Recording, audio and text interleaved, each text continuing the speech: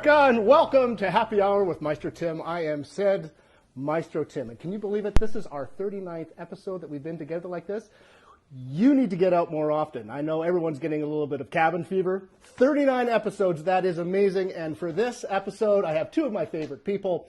Ksenia Nosikova, concert pianist and also professor of music at the University of Iowa. Also with her daughter, also a very accomplished musician in her own right, violinist Katya Moeller. Welcome, you two, and thank you so much for saying yes and being a part of this. Hello. Hello. You know, I loved what Katya said when she said, did you have a choice?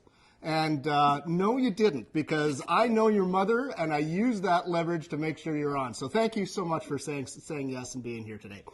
So first of all, we have to see what we're drinking here. I have Coca-Cola and a little bit of lime, so that's what I'm drinking. And Ksenia, what do you have? I have a little bit of a Pinot Grigio. Nicely done, nicely done.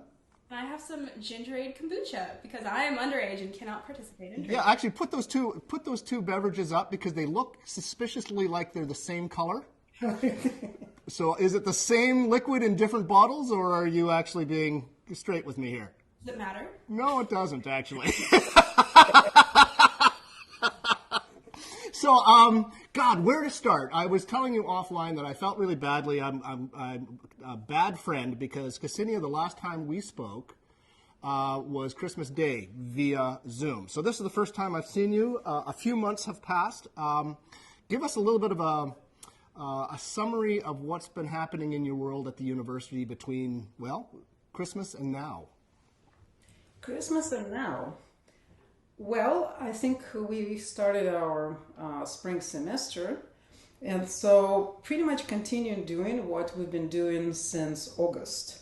I don't know if you probably had people from the university already, so your friends know that we closed. Then we in the fall we opened a hybrid format, and so that's what we've been continuing doing right now. It's pretty much teaching some online. Some in person, and there is some limited attendance audience for the concerts, but I mean they're not really open to public. Right. So spring semester is so busy for student recital degrees, the degree recital, so everyone sort of performs then. Right. So that's been actually probably the biggest change as far as what we're dealing with is how to prepare students and how for students to prepare to those live performances. So what does that mean for your studio? Do the people come to your studio and do you still teach in person or remotely? How does that work? We had my mother, elderly mother. She's been with us since for almost over a year and a half now. Yeah. By the way, whoa, time out for just for a second. Does your mother know that you just called her your elderly mother? No, she's not in the room. But yeah. Be careful. People are watching. She doesn't look like one, but believe me, she's. I think you should stop talking. But anyway, so she's with us, and so we've been super careful since the whole thing started. And so what I've been doing personally, I have a really big, very active studio, many graduate students. Right. And so we started with Zoom lessons that were not, entirely satisfactory just because of the sound quality. But then I heard from some of my piano friends that they've been using a clean feed program for the audio. And that's what I've been doing. It works really quite actually well. I'm with my headphones on the computer at home, listening through the clean feed, but watching them through the Zoom. So what I'm trying to say is that all of my studio teaching has been online for a year now. And so I had a couple folks doing recitals in December, and so I would go in for dress rehearsal in the concert hall. In the recital hall, and just work with them because the room is very large. But we had very good news a couple of weeks ago because my mom, she had her first dose of Moderna. Congratulations, that's great. Yeah. So it kind of eases up what we can do. And so last week, I pretty much doubled up on my teaching by getting the room, the recital hall for whatever extra 20 hours. I was able to do it on the weekend and late nights. And I actually went in and taught in-person lessons for the first time in a year. Wow. So that, What was that like? It was kind of weird to actually do it in person all of a sudden? Well, actually, the weirdest part was when I went in the recital hall for the first time last November, because I have not heard live piano sound in the longest time. And then when working with headphones all the time, it's a completely different thing because, I can actually, adjust the volume and all that. I thought that everything was terribly loud. Yeah. When I went to the recital hall, it was just the strangest feeling. It's like, oh my God, why they're playing so loud? Why everything is just so boomy? But the more I stayed there, the more my hearing adjusted to an actual live sound. Right. So so now for me it wasn't so much of a shock because I already kind of had it. But I think for my students it was a lot of stress just to play for me live. So many commented how much they were worried, scared, nervous. So Katya, you're on the opposite end of this. As you're studying, tell me about what it's like to actually be on the other end of instruction. Is it in person? Are you still going to Chicago, or is it mostly by technology like this? Well, we started the school year attending academy. So I attend the Music Institute of Chicago Academy in Chicago. Yes. So we would go every week. But the academy set up a program where they would have 2 to 3 chamber groups a week, and we would rotate. So we were going in the hall, rehearsing in the hall and getting a normal chamber day, and then the rest of the people would be at home online, and we would rotate groups, who was where, whenever, and we did that for 2 months, I think. We only got to go in once, the way the schedule lined up, but they had to stop that once the cases got pretty bad. Sure. And I don't think we've been in Chicago since October. Yeah. Oh, wow. So everything is remote now. Yeah, well, I know there are groups that are going back now, but we opted to stay home because of my grandma. Sure. And yeah. group, they all agreed with that, and we had the same mindset, so it was okay. But I think we are planning on rehearsing the 20th, right? Mm-hmm. Going in person. So that, we've been on one hand, this pandemic has really shut down the arts. On the other hand, it's given us the gift of time. Some of us, like me, should be practicing more. But have you found that this time has allowed you to blossom as an artist, being able to spend more time? I think I've gotten really good at wasting time. Yeah, that's right. That's good. Yeah, good for you.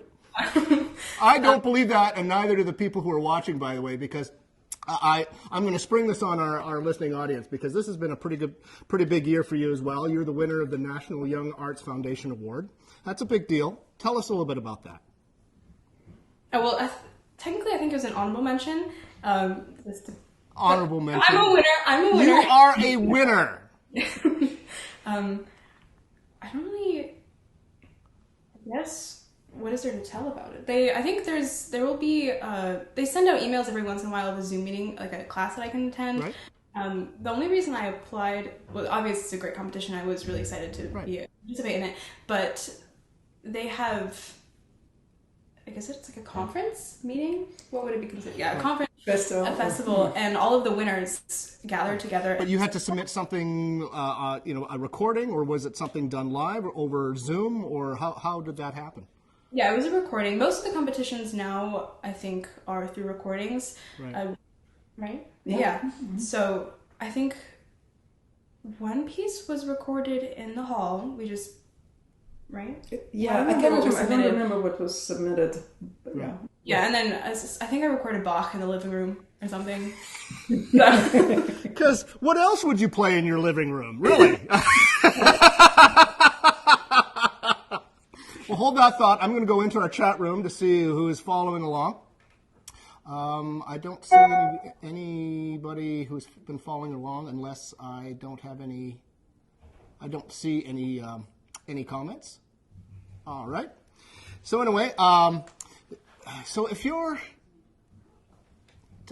so you've had quite a a career already in terms of competitions. And in fact, which one in Asia was canceled because of the pandemic? Weren't you on your way to some sort of competition? Well, the Tchaikovsky international competition wasn't canceled. I think it was rescheduled for this November. Yeah, it's October. October. So I will be participating. Good for you. Yeah, well, you just rattled that off. Oh, I'm just going to go to the Tchaikovsky. I'm sure. Yeah, it's only the Tchaikovsky competition. So what does that mean? So what does that mean for your daily preparations? What are you doing? Well, right now I have learned and performed most of the repertoire because I think for big competitions it's good to learn it way in advance, perform, and then take a break from it so you don't get tired of it and just bored and stuck. So currently I'm on my break. I think I'm going to start looking at the repertoire again April, May probably. Right. Yeah, so for that I have to prepare the Tchaikovsky competition for the final round. That'll be performed. Concerto. Yeah, the Tchaikovsky concerto. And that'll be all 3 movements with the orchestra if I make it to the finals. When I make it to the finals. There you go. That's the spirit. Yeah. And then the first 2 movements of the Bach sonata. I'll be playing the G minor, and then Isai, sonata number 3, the ballade, and a contemporary piece by Vera Auerbach. We'll be playing a couple of her preludes, the 24 preludes for violin and piano, and then Mozart sonata, the A major. Yep. And then Paganini Caprice. And what else is there? Oh yeah, and Tchaikovsky Meditation and Tchaikovsky Melody. So is there any chamber music component to this, or is it just all solo-ish stuff? Well, I think I'm allowed to play with you, right? Well, Mozart sonata will be considered, but it will not be on the spot. So pretty much the rules say that you can't bring your own accompanist. So you don't have a group there that you collaborate with. So, Mom, if only you knew how to speak Russian. Apparently, they speak that over there. It's actually very interesting because this is where the generational gap happens. Because the older generations, or like my generation, they would speak Russian because of the very close relationship, with the Soviet Union and China. So they studied Russian in school. But the younger generations, they would speak English. Really? Oh, that's fascinating. So are you really excited to go? Would you be really excited to go back and just, I mean, as a parent, I would imagine you'd be a nervous wreck. Well, of course, but I don't know how to explain it. I think I thought that it's when I was, single and when I was student, kind of taking care of my own life. I thought, wow, when you get a performance, you get really nervous, and then you sort of worry and you have to deal with it. So then I got a job, and then I realized that I actually get more nervous when I listen to my own students perform, because you cannot really do anything at that point. You cannot help. And then Katya came along, and I thought that students were bad enough. And I think that's the very rare times when I would say, hey, I cannot remember a thing that she's done. Wow. On stage, because you're just kind of in this state of worry, or Well, hold that thought. I'm going to go back to our chat room to see if anybody's added any comments. But last time we spoke in December, you were telling me that Katya, that you've been starting to teach a little bit, and so I want to talk a little bit about the interesting mental shift between being a performer and a teacher and a mentor. But let's take a look at our chat room. Darren, I might be doing something wrong. I'm not seeing anything in the chat rooms. Is there anything you can see? We're able to see some, and if you would like, I can... Yeah, why don't you come over here and make sure I'm not doing something completely wrong, because I'm not seeing anything in the... Sure, make the cripple walk. Yeah. By the way, Darren, he tore his ACL and just got out of... He's just been out of the operating room for a couple of weeks now? About a week now. Okay. Well, I'm glad I'm just forcing you to flex that muscle. So help me out. Why can't I see any of the comments here? Well, Might be because you're doing something wrong. Well, could No, be. but there are no comments there. Okay. You know what? I'm going to give you the benefit of the doubt here. Okay. Notice that I have some young guy helping me out with technology because I'm a complete moron when it comes to this. Ah, there we do. Now we've got okay, finally. Thank you so much. And does it show all of them? No, though? it doesn't. No, No. it does not. All right. Well, you keep on chatting. I'm gonna get you to a good page where we'll see more. Okay. Very good then. Okay, so Katya, coming back to you.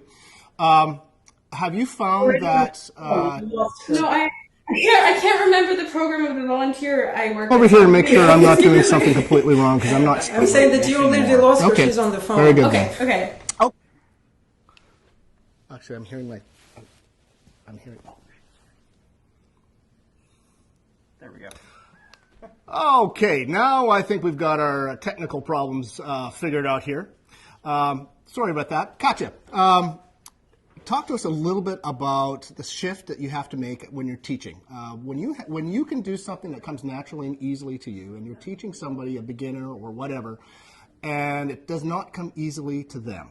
Talk about sort of the mental gymnastics you have to do to try and solve that problem. Mm-hmm. Well, for example, I have a student, and she tends, when she brings her bow arm in, she'll tend to move it this way. So she'll start the bow straight, and then she'll bring it in this way instead of going all the way straight. So her bow will start to point back towards her head instead of being parallel to the bridge. And we've been working on this, and I'm telling her, like, practice long bows and scales and open strings, and I think she understands it. But at first, it was really challenging for me because you just go in and out, right? It's not that hard, just do it. And then I was like, well, what's wrong? Why can't she do it? And then I started thinking, and then when I was practicing, I was thinking about, what does it feel like? Like, what is the sensation? What are the mechanics of the arm? And because I never really thought about it that way, I just played and it moved naturally. And then as I started explaining it to her, I would just play open strings and I'd be like, okay, so now my elbow is coming in a little bit and my arm is coming a little, but they're not like jutting out this way. They're still parallel, and I'm watching and I'm looking and paying attention. And I think that's when she started to figure it out. Okay. But I guess it's a different way of approaching it. Well, Ksenia, you've made an entire career out of this. So being a professor, being a teacher, does it make you a better musician when you have to decode someone else's difficulties?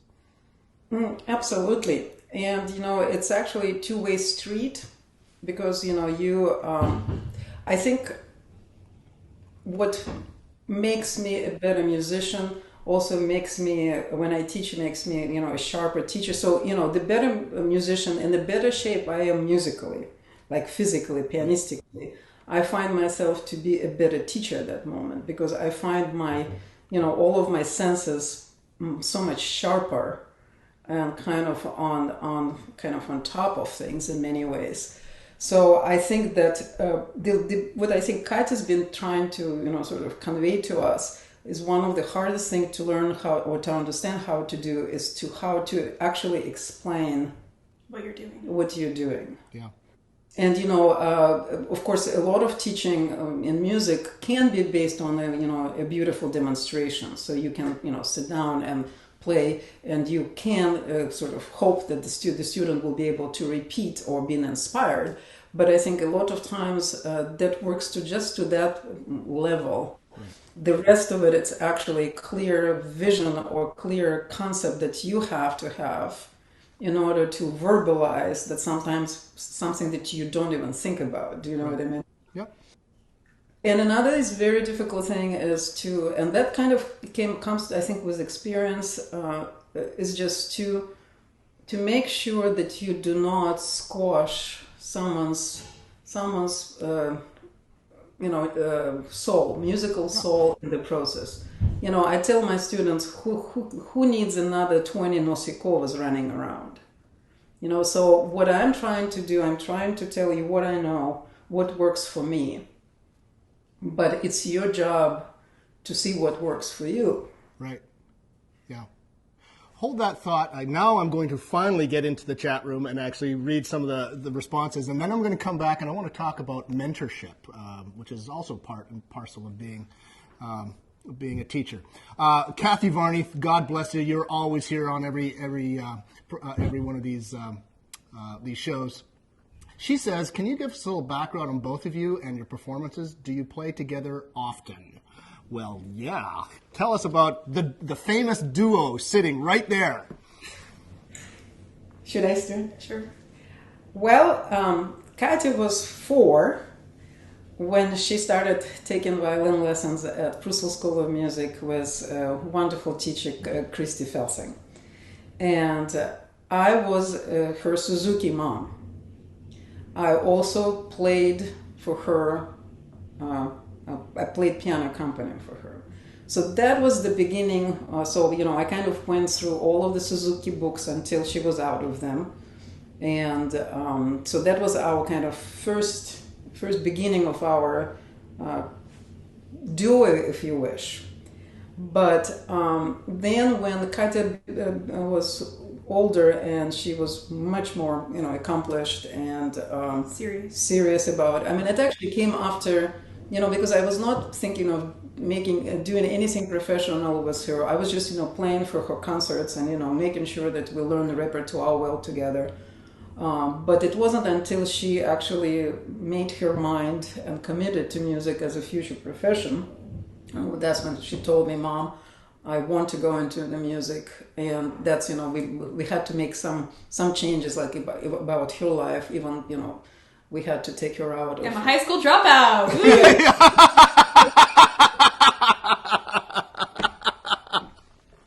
But anyway, she dropped out of West High in her freshman year, and we started, Indiana University online school for her just to give her more time to practice and more options for traveling. So that's when we actually created an Avita Duo. And so expectations for both of us in this, we go on stage, we're professionals. So, we practice, we prepare, we rehearse, and, I don't look at her as a daughter when we're on stage, and I don't think she looks at me as a mother when we're on stage. We just play together. But what's amazing about that we started when she was a little toddler is that we don't really have to talk or rehearse that much. What we do... Yeah, it'll just be like a nasty glare, but like, what was that for? And then that's how you solve the problem. Throwing the shade already to your mother. Oh my God. I have to tell you a really cute story, because she was doing her first book Suzuki recital, and it was downstairs in the house, and we had, we built a house around my piano studio.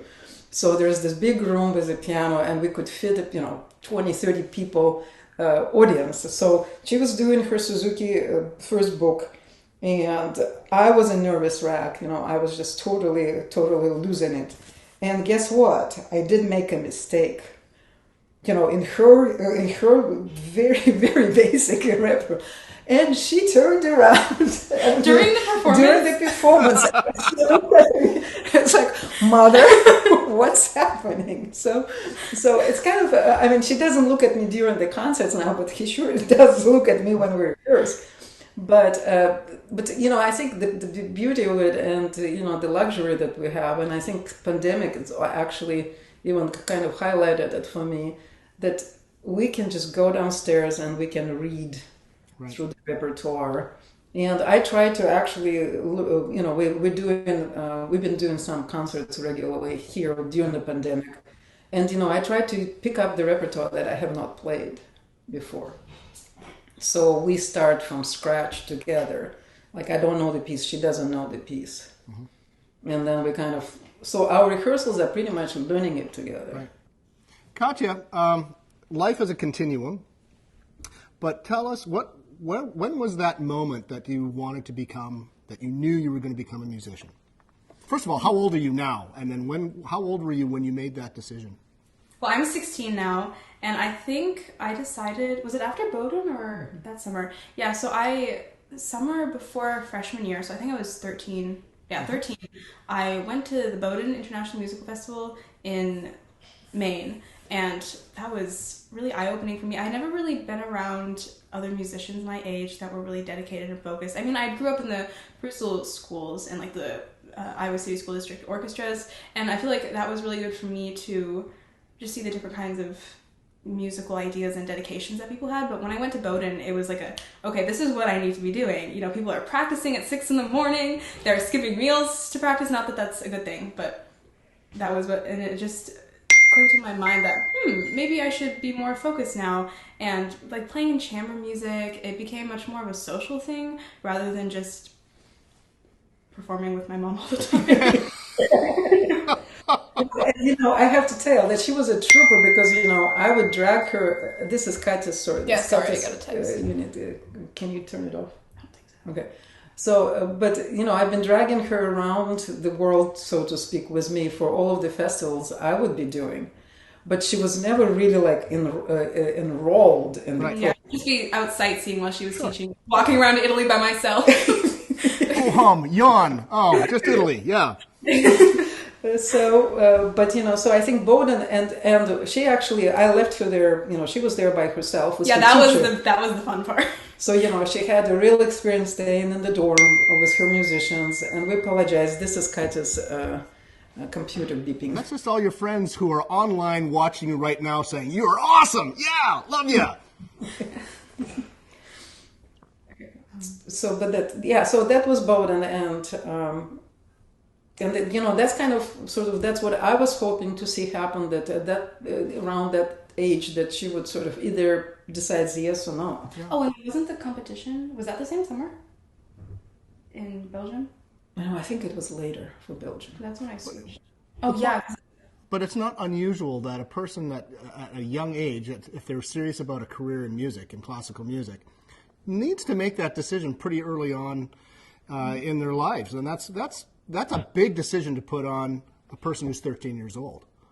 Yeah. Yeah. But that's unfortunately this is kind of the reality of what we do. Right. Because there is I think a physicality of actually playing the instrument that things come easier when you're younger. Right. Just because you're younger. Yeah. But again, it's a big adjustment. Let me go back into the chat room here. Randy Reynolds, he's having a Canadian old-fashioned. Bless you, sir. Booze from my homeland. I love it. Christine Bellamy is online. She says hello. Wonderful. Say hi to Christine. Oh, yeah. Say hello to her. And then Kathy Varney's drinking a Sauvignon Blanc. Good for you. Kurt Waskow says hello, all. Caitlin, she's saying, maybe I missed her sharing this already, but can Ksenia share a bit about what originally brought her to Indiana, to the University of Iowa? And Caitlin is culturally curious about where you grew up, Ksenia. Oh, okay. Well, I am in my 23rd year of teaching at the University of Iowa. So I came here kind of right after I finished my doctorate at the University of Colorado in Boulder. And I came to the United States as a tourist to start with. I mean, it was actually my third trip to the States. I'm not going to say how many years ago. But it was my third trip. The first two I did as a member of the group that came from the Soviet Union to, making music together festival in Boston. But anyway, so it was my third trip as a tourist, and so the life turned around, and I ended up I came to Denver, Colorado, because that's where my friend was, and then who I knew, and then I sort of started my life in the States there. I did freelancing for a couple of years, pretty much everything. I was a church pianist in the Unitarian Church. I was ballet, right? Colorado Ballet. I worked for Opera Colorado. But I have to give wonderful credit to a wonderful teacher of mine at the University of Colorado, Professor Robert Spillman, because he heard me just in the second month I came to the States. He heard me. And he They offered me a TA, teaching assistantship to start my doctorate at Colorado. But, I didn't have money or anything. So, I couldn't do it right away, but he kept, he kept sort of his eye on me. And so after a couple years of freelancing and making some money, buying my first car, I was able, to move to Boulder and start my doctorate with Robert Spillman as my major advisor and teacher. And then I graduated, and I kept all of the jobs because I didn't really have much of support. My family was all back in Russia, in Moscow. But I also have to say that I am fortunate because I had incredible support in Colorado and from Robert Spillman and other teachers. But I also very fortunate to have a very good training from Moscow, because I am a graduate of Moscow Conservatory. I've heard of it. Yes. Oh yeah. So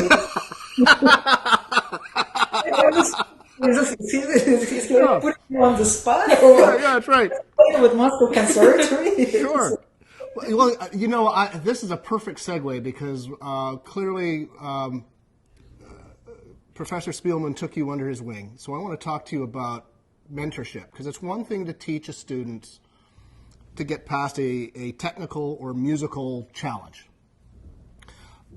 Especially with your more advanced students, Ksenia, how much of it is being an example to them of paying it forward and to show them how to go into life as a musician, not necessarily just the musical nuts and bolts? Well, I don't really think about being a kind of an example for them or a hero for them. I mean, I live my life. Yeah.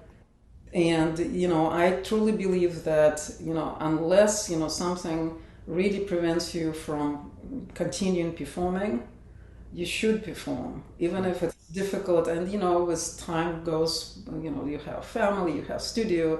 It gets harder and harder and harder, but I actually think that this is what really is the best example you can set for your students. Just continue being active in whatever field you are. Right. If you're in academia, continue your research. Continue your writing. If you're in performance, find opportunities to sort of get better, because that's what I do.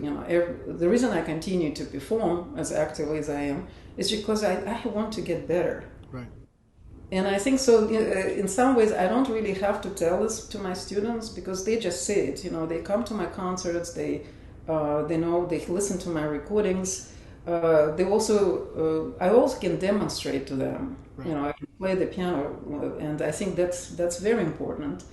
But I mean, as far as mentorship is concerned, I think again, my main approach is that everyone has an individuality, which I call a musical soul.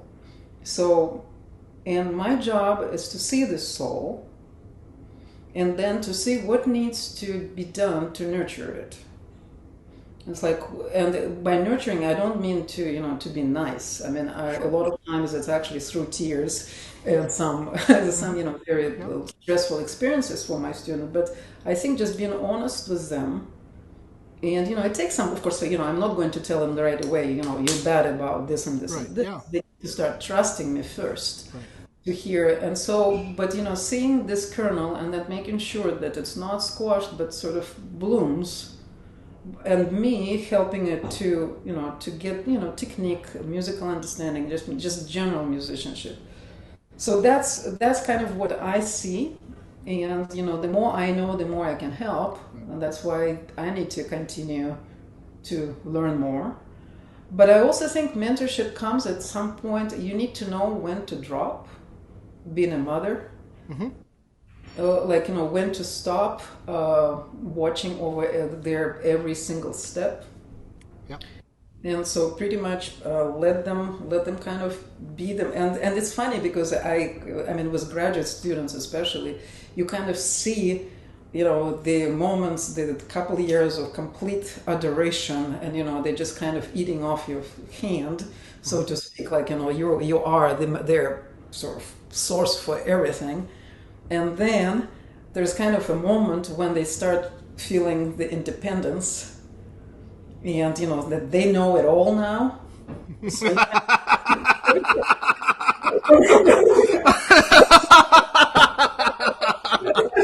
that's good.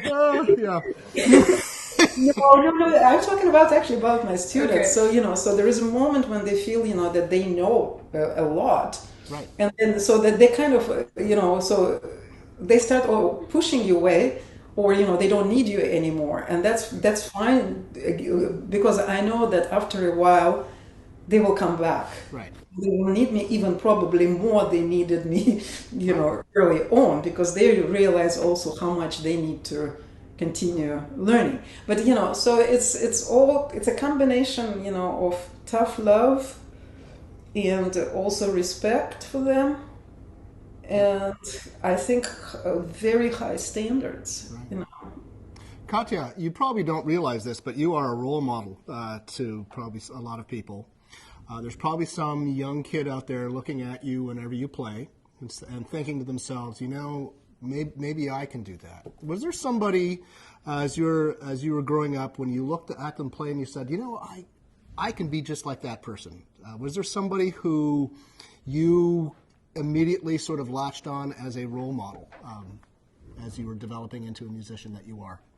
Definitely my teacher, Miss Famous. Yeah. It's kind of a stupid example, but I remember one of my goals in life, I remember I was having a lesson with her and she got a knock on the door, and it was a person from the grocery store delivering her groceries from Whole Foods. And that was, I made a mental note. I was like, I consider success being able to have my groceries delivered in Chicago, downtown Chicago, from Whole Foods. And I was like, that's when I peak in life. I got to take a note of that. See if I can get my wife to do that. Sorry. So that was, she's my role model. Yeah. How long have you been studying with her now? I started with her when I was 8, so 8 years.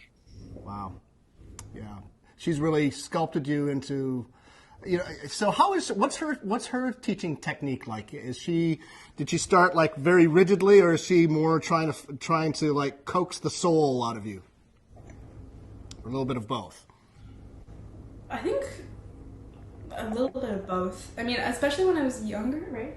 Mm-hmm. Yeah. When I was younger, I think she was much more stricter and saying, do this on this certain note or bring this out, and more directing, because I think as a child you need that. Mm-hmm. And you don't really have those ideas fully formed in your head. You don't really have musical understanding needed.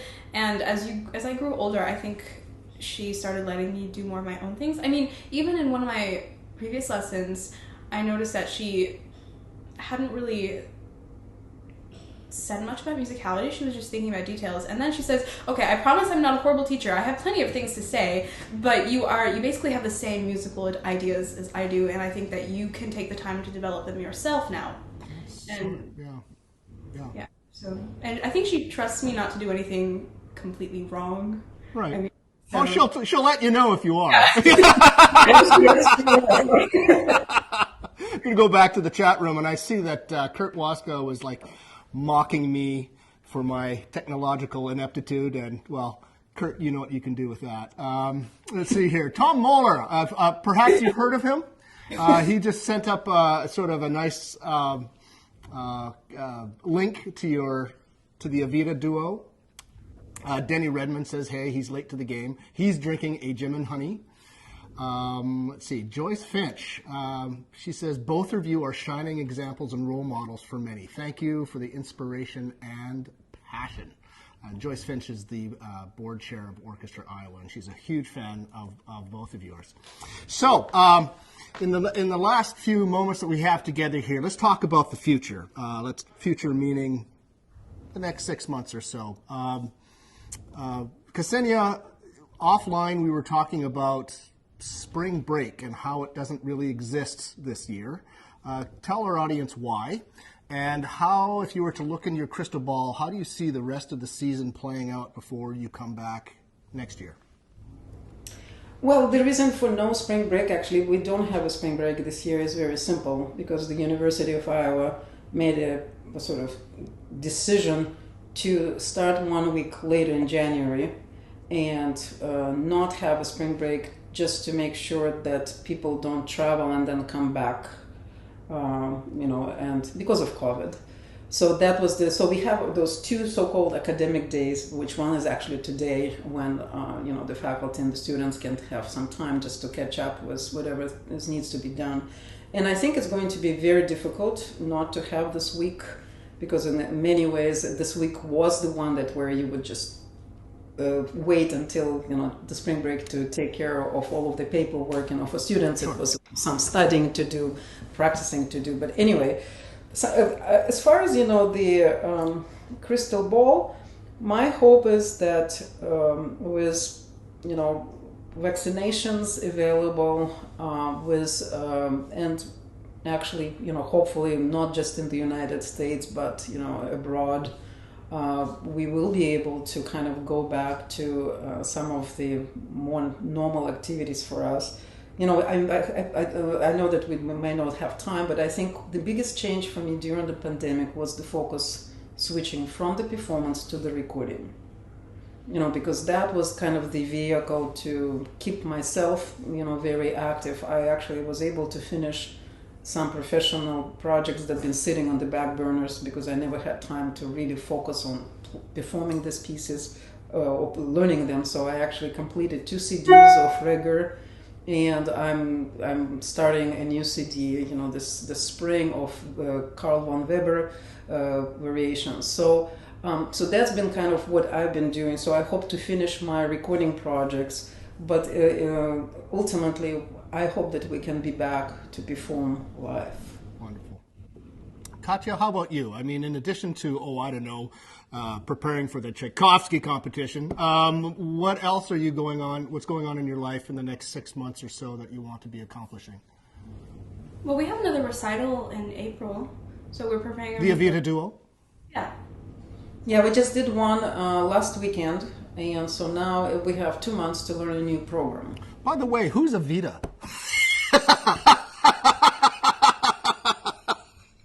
Avita is the name. It's an Italian word, I think, for forever. No, lifelong. So we'll be together for the rest of our lives. Yeah. No, but seriously, Katya, what are your projects going forward? Well, the performance and some competitions, some recordings. I'll be applying for the Chicago Women's Club. Good for you. So I have to record some stuff for that. And well, the big project is later. Oh yeah, we will be recording all 24 preludes from Vera Auerbach. She's a female contemporary composer. Yeah, and that'll be in June. Yeah, so we have her permission to record these preludes, and and they're a handful. So that's kind of summer project, and hopefully after that, Katya, we can go on vacation. Excellent. Just go to the farmer's market. Well, I want to thank both of you for saying yes. Stay online here so I can give you a proper goodbye. I'm just going to say goodbye to our listening audience. Why don't you walk along over me to this camera over here. Is this camera on here, Ed? Well, anyway, ladies and gentlemen, thank you so much for joining us for this happy hour. This is our 39th episode. Join us next week. We're going to be on site at Cobble Hill, where my guest will be chef, owner, and operator of Cobble Hill, Andy Schumacher. So I'm hoping that'll be a whole lot of fun and very tasty. And then also save the date for Tuesday, April 6th, where my guest will be the great pianist Emmanuel Axe, and we're going to see what kind of things he likes to drink this time of the day. So we'll see you then, and until then, Ed, why don't you take us out, and thank you so much. Until next time. Cheers.